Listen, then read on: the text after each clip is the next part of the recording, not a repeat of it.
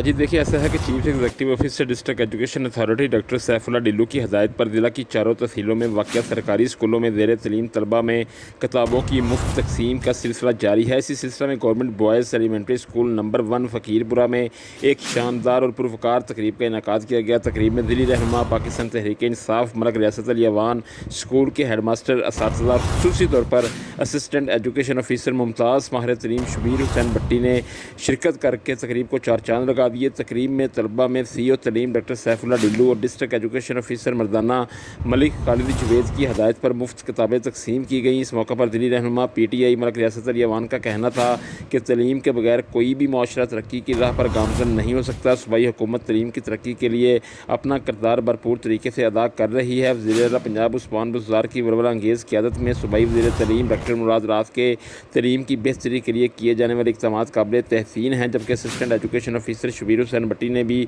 तकरीब से अपने खिताब में कहा कि आज के दौर में पिसी हुई कौमों की वजह तलीम से दूरी है। वतन अज़ीज़ की मजमूई तरक्की, खुशहाली और अमन के लिए हम सब को अपने बच्चों की तलीम पर तवज्जो देना होगी। माशरे में एक मुहज़्ज़ब ज़िंदगी गुजारने के लिए तलीम और तरबियत का होना अज़हद ज़रूरी है।